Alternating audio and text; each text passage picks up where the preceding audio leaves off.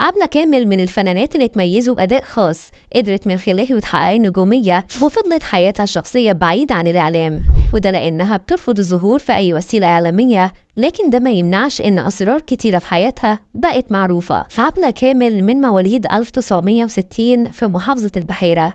دخلت كلية الآداب قسم مكتبات واتخرجت منها سنة 84. عبلة حبت الفن من صغرها، وخلال دراستها الجامعية اشتركت في مسرح الجامعة وكانت بتاخد دايما المركز الأول. وبعد تخرجها انضمت لمسرح الطليعة، وكان أول أعمالها مشاركتها في مونودراما نوبة صحيان، وشافها المخرج يوسف شاهين واختارها عشان تشارك في فيلمه ودعم بونابرت، ويعتبر الفيلم ده هو البداية الحقيقية ليها في مجال الفن. شاركت عبلة كامل مع الفنان محمد صبحي في مسرحية وجهة نظر، واللي كانت نقلة فنية كبيرة في مشوارها الفني. لكن الكاتب لينين الرملي كشف في مذكراته إن محمد صبحي ما كانش مستريح في الشغل مع عبلة، وإنه كان بيضايق الخناق عليها وبيعملها بجفاء طول فترة عرض المسرحية، وإنه كان بيتخانق معاها على حاجات تافهة، وكان بيحرض الممثلين في المسرحية إنهم ما يقعدوش معاها على ترابيزة واحدة وهم بياكلوا. وبعد ما المسرحية خلصت قرر إنه مش هيشتغل معاها تاني. محمد صبحي نفى الكلام ده وقال إن ليلين الرملي كتب مذكراته وهو في حالة متأخرة من المرض، وأكد إنه ما كانش في أي خلاف بينه وبين عبلة، لكنه اعترض إنها تعمل بطولة مسرحية الحادثة عشان تركيبة الدور مش مناسبة ليها، لأن البطلة المفروض تبقى فائقة الجمال، وكان شايف إن عبلة مش مناسبة للدور. والغريب إن عبلة معلقتش على الموضوع نهائيا. اتجوزت عبلة كامل مرتين في حياتها، أول مرة من الفنان أحمد كمال، واتعرفت عليه في بداية حياتها الفنية، واتخطبوا سنة 79 بعد قصة حب قوية، واتجوزوا بعد فترة قصيرة، ورزقت منه بنتين توأم سنة 86 زينب وفاطمة. عبلة وأحمد كمال انفصلوا بعد سنوات قليلة من جوازهم، وتوقع البعض إن شهرة عبلة السريعة كانت السبب في انفصالهم، لكن أحمد كمال نفى الكلام ده وقال: أنا وعبلة بدأنا مع بعض، بس رحلتها كان إيقاعها أو ظروفها مشيت أسرع في الشغل، وأنا كنت بتاع مسرح أساسا، لكن نجوميتها ما كانتش سبب الطلاق.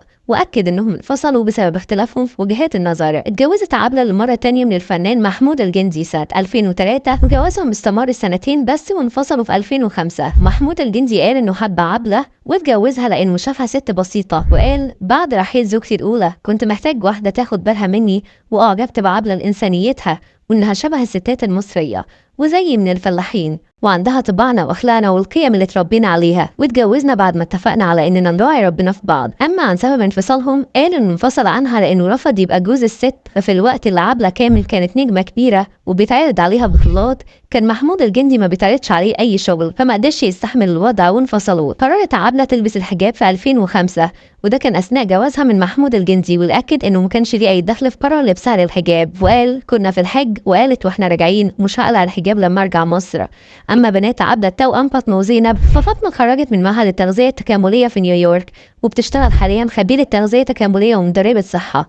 اما زينب فبتشتغل في قراءة اوراق التاروت وتصميم المنتجات اللي ليها طابع فلكلوري مصري، وهي عايشة في دهب مع جوزها، وعندها منه بنت اسمها زهرة. كشف احمد كمال ان بناته الاثنين من عبلة متجوزين من اجانب، زينب متجوزة من رجل انجليزي وفاطمة متجوزة من رجل بولندي، واكد ان هو وعبلة ما اعترضوش على جوازهم من اجانب، خاصة ان الاثنين اشهروا اسلامهم قبل الجواز، وانهم ما عملوش فرح ولا مهر ولا قايمة، وكان الاحتفال مقتصر على قعدة عائلية واكلة سمك. صدمت عبلة جمهورها بابتعادها عن الوسط الفني بشكل مفاجئ، وكان اخر عمل قدمته هو الجزء الخامس من مسلسل سلسال الدم اللي اتعرض في 2018، وترددت اخبار كتير عن اعتزالها الفن بشكل نهائي، خاصة انها بترفض الظهور الاعلامي، كمان بترفض حضور تكريمها في المهرجانات المختلفة.